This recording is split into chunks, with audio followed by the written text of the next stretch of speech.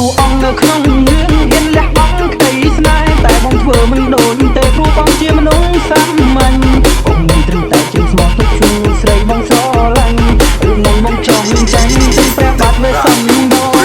សែនមកទេនេះហ៊ានលះបង់គ្រប់យ៉ាងតែរូបបងវិញធ្វើមិនបានទេបងនេះមិនត្រឹមតែជាស្មោះហើយពួកយើងស្រឡាញ់គ្នាមានមុខស្អីយ៉ាងណានេះជាតន្ត្រីរបស់ King Viceក្នុងរឿងហ៊ានលះបង់ក្តីស្នេហ៍តែបងធ្វើមិនដូចទេព្រោះបងជាមនុស្សសាមញ្ញបងមិនត្រឹមតែជាស្មោះទុកជួយស្រីបងស្រឡាញ់រឿងនឹងបងចង់ចាញ់ទាំងព្រះបាទវេសំដោមិនសែនមកពេលនេះហ៊ានលះបង់គ្រប់យ៉ាងតែរូបបងវិញធ្វើមិនបានទេបងនេះមិនត្រឹមតែជាស្មោះហើយពួកយើងស្រឡាញ់គ្នា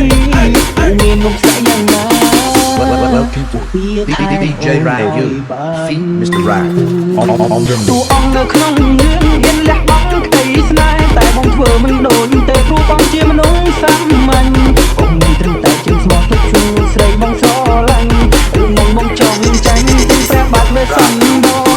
សែនមកទេនេះហ៊ានលះបង់គ្រប់យ៉ាងតែរូបបងវិញធ្វើមិនបានទេបងនេះមិនត្រឹមតែជាស្មោះហើយពួកយើងស្រឡាញ់គ្នា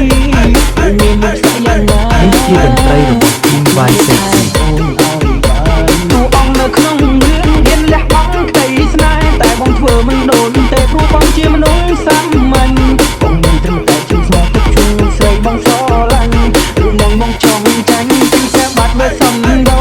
មិនសែនមកពេលនេះហ៊ានលះបង់គ្រប់យ៉ាងតែរូបបងវិញធ្វើមិនបានទេបងនេះមិនត្រឹមតែជាស្មោះហើយពួកយើងស្រឡាញ់គ្នាមានមុខស្អីយ៉ាងណាវាថែអូនឲ្យបាន